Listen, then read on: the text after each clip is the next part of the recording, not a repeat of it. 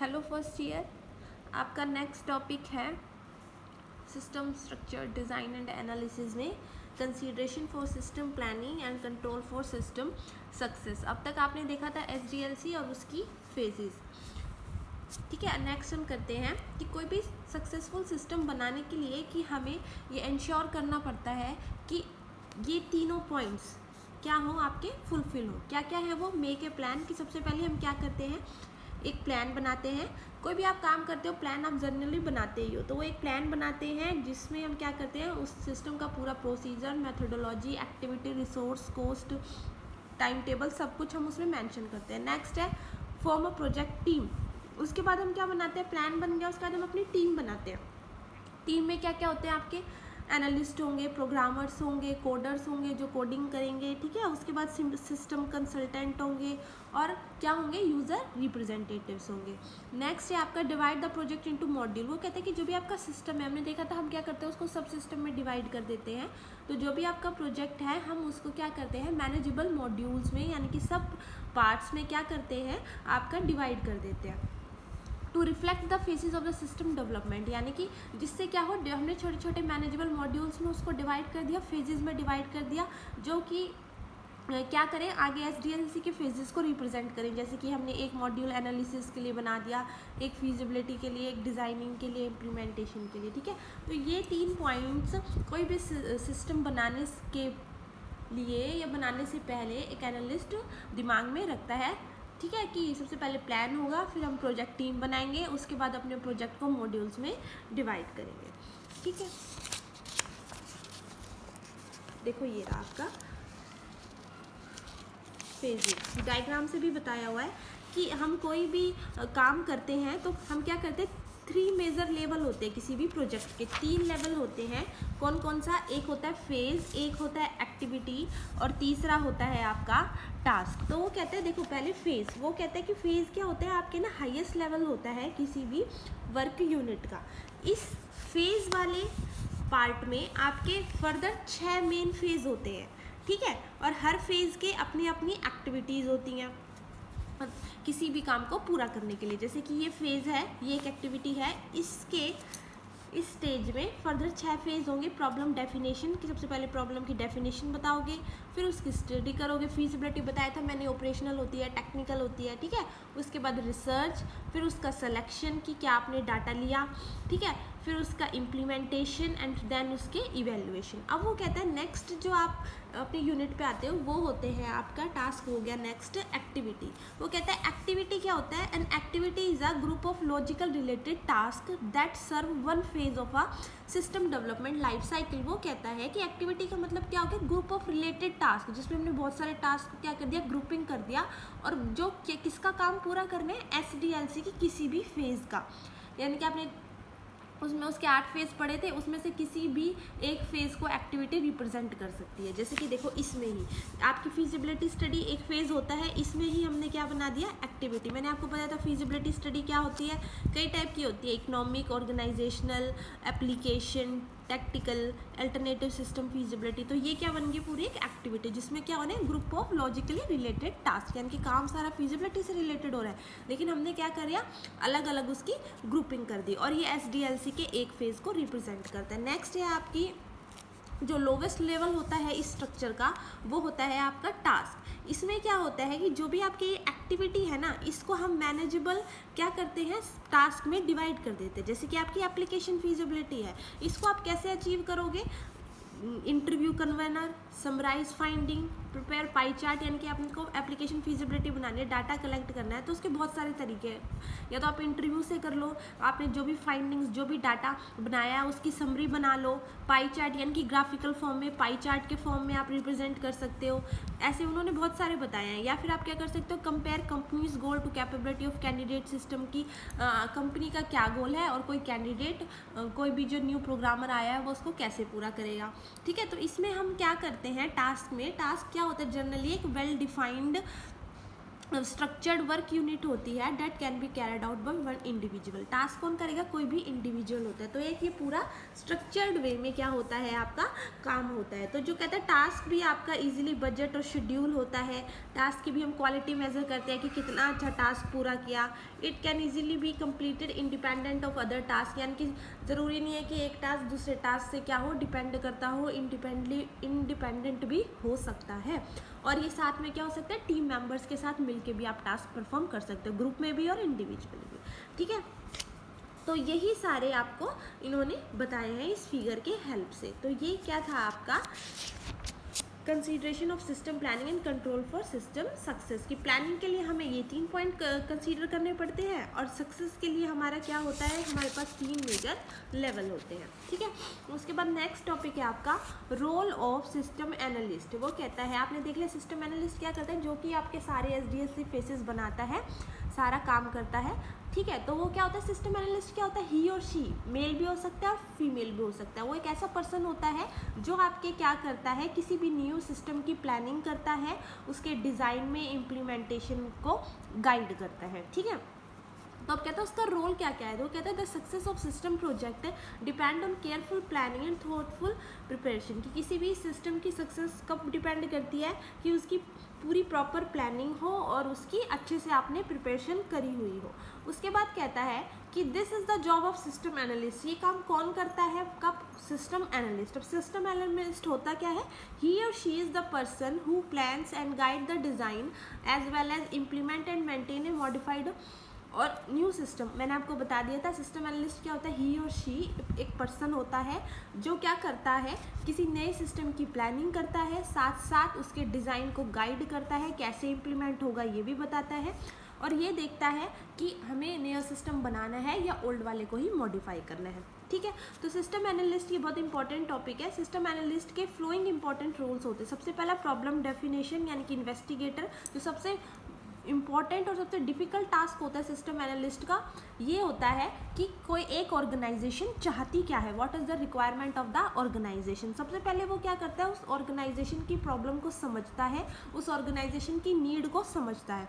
उसके बाद वो क्या करता है, डाटा को कलेक्ट करता है। इसमें वो क्या कर सकता है, यूज़र से इंटरव्यू ले सकता है, कोई भी इंफॉर्मेशन फाइंड कर सकता है, बैक जो भी उसके ओल्ड सिस्टम है वहाँ से ले सकता है, जो करंट सिस्टम है वहाँ से वो इंफॉर्मेशन कलेक्ट कर सकता है कि उसको कैसे यूज़ करना है। कई बार क्या होता है कि वो ऑर्गेनाइजेशन में वो पूछता है, इंटरव्यू में क्वेश्चन पूछता है कि क्या बोलते हैं कि जो भी आपका सिस्टम है उसमें इंफॉर्मेशन कहाँ कहाँ लैक हो रही है। ठीक है, इसके साथ वो डिटरमाइन करता है कि क्या क्या अवेलेबल इनपुट है, क्या क्या आपकी इनपुट आप और कहीं से इकट्ठी कर सकते हो फ्रॉम एक्सटर्नल एनवायरनमेंट से भी। ठीक है, तो ये सारा काम किसका होता है, इन्वेस्टिगेटर का, यानी कि सिस्टम एनालिस्ट का। इसलिए हम सिस्टम एनालिस्ट को और क्या कहते हैं, इन्वेस्टिगेटर, क्योंकि वो क्या करता है, जो भी एग्जिस्टिंग सिस्टम है उसमें से प्रॉब्लम को एक्सट्रैक्ट करता है, उसकी प्रॉब्लम को समझता है और फिर उसको न्यू सिस्टम में कन्वर्ट करता है, या फिर जो भी एग्जिस्टिंग सिस्टम है उसको मॉडिफाई करता है अकॉर्डिंग टू नीड। सेकेंड जो उसका रोल है वो होता है सेटिंग प्रायोरिटीज अमंग रिक्वायरमेंट। वो कहते हैं कि in any organisation there are many type of user, बहुत सारे यूज़र्स होते हैं ऑर्गेनाइजेशन में। हर यूज़र की क्या होगी, different type of information need होगी, किसी को कैसी चाहिए, किसी को कैसी चाहिए। तो ये तो पॉसिबल नहीं है ना कि सबकी रिक्वायरमेंट को हम फुलफिल कर सके, क्योंकि हमारे पास जो रिसोर्सेज है वो तो लिमिटेड है। तो ये सिस्टम एनालिस्ट का ही काम है कि किसको प्राथमिकता देनी है, किसकी इन्फॉर्मेशन ज़्यादा ज़रूरी है, किसको प्रायोरिटी देनी है, और उस हिसाब से उसको रिसोर्स प्रोवाइड करने हैं। तो ये काम भी कौन करता है, आपका सिस्टम एनालिस्ट। नेक्स्ट है गैदरिंग डाटा और फैक्ट, यानी कि रिसर्चर। मैंने आपको बता दिया कि वो क्या करता है सबसे बड़ा मेन काम उसका यही होता है कि प्रॉब्लम डेफिनेशन, कि डाटा क्या है, क्या उसकी प्रॉब्लम है, इसके लिए वो मैनेजर से कंसल्ट कर सकता है, यूज़र से, अदर डाटा प्रोफेशनल से भी कर सकता है। ठीक है, ताकि उसको अपनी प्रॉब्लम का सॉल्यूशन मिले। वो उसको क्या करना है, उस सॉल्यूशन के लिए उसके पास प्रॉपर इन्फॉर्मेशन होनी चाहिए, रेलिवेंट डाटा होना चाहिए। तो इसके लिए वो क्या करता है, कहाँ कहाँ से डाटा इकट्ठा कर सकता है, इंटरव्यू ले सकता है पर्सनस का, क्वेश्चनारे बना सकता है, ऑब्जर्व द करंट सिस्टम, जो भी करंट सॉफ्टवेयर है या करंट जो भी रिक्वायरमेंट है उसको देख सकता है, ऑब्जर्व कर सकता है कि क्या क्या उसकी कंपनी के लिए बेनिफिशियल है। उसके बाद वो क्या कर सकता है, फॉर्म से या किसी डॉक्यूमेंट की हेल्प से भी क्या कर सकता है, इंफॉर्मेशन को गैदर कर सकता है, तो इसलिए उसको क्या नाम दिया है, रिसर्चर का भी नाम दिया है। नेक्स्ट है एनालाइजिंग एंड इवोल्यूशन। इसमें क्या होता है कि जब उसकी डाटा इकट्ठा हो जाते हैं, फैक्ट्स इकट्ठे हो जाते हैं, उसके बाद वो ये सोचता है कि उस प्रॉब्लम को सॉल्व कैसे करना है, यानी कि क्या बेस्ट कैरेक्टरिस्टिक्स होंगे एक नया और मॉडिफाइड सिस्टम बनाने के लिए। अगर उसके पास डुप्लीकेट डाटा हो रहे हैं या अननेसेसरी डाटा हो रहा है तो उनको वो रिजेक्ट कर देता है और इंपॉर्टेंट डाटा पे ही वो फोकस करता है। नेक्स्ट है प्रॉब्लम सॉल्विंग या प्रॉब्लम सॉल्वर। एनालिस्ट को प्रॉब्लम सॉल्वर क्यों कहा है, because he analysis and solves problem. वो एनालिसिस यानी कि वो प्रॉब्लम को आइडेंटिफाई करता है और उसकी प्रॉब्लम्स को सोल्यूशन हमें प्रोवाइड करता है। He may not come up personally with the best of solving a problem but pulls together other people ideas and refine them until a workable solution is achieve. वो कहते हैं कि ज़रूरी नहीं है कि वो हमेशा अपने ही आइडिया या अपने ही सॉल्यूशन प्रोवाइड करे, वो ऐसे भी कर सकते हैं कि डिफरेंट लोगों से सॉल्यूशंस पूछ सकता है इंटरव्यू के थ्रू, क्वेश्चन आरे के थ्रू, और फिर उनके आइडिया को थोड़ा सा रेक्टिफाई करके एक बेटर सॉल्यूशन बना सकते हैं। ठीक है, तो एक प्रॉब्लम के बहुत सारे सॉल्यूशंस होते हैं, तो जो बेस्ट पॉसिबल सॉल्यूशन होता है वही वो रिकमेंड करता है। नेक्स्ट है ड्राइंग स्पेसिफिकेशन यानी कि प्लानर। उसके बाद क्या होता है, मेन जॉब एनालिस्ट का ये होता है कि जब उसके पास is to obtain input and output for a optimal functioning of a system to be developed. कि आप चाहते हो कि आप कोई भी सिस्टम बना रहे हो तो उसकी प्रॉपर फंक्शनिंग के लिए उसके पास क्या हो, इनपुट भी हो और आउटपुट भी हो, ये ऑब्टेन करना उसका मेन काम होता है। तो वो कहता है कि the system should be easily understood by manager and user and accrue benefits for the organisation as a whole. कि सबसे पहली बात तो ये होती है प्रॉपर प्लानिंग होनी चाहिए, वो सिस्टम सबको समझ में आना चाहिए कि क्या हमारा सिस्टम है, कैसे ये वर्क करेगा, कैसे प्रोसेसिंग होगी, क्या इनपुट देने और कैसे आउटपुट आएगी।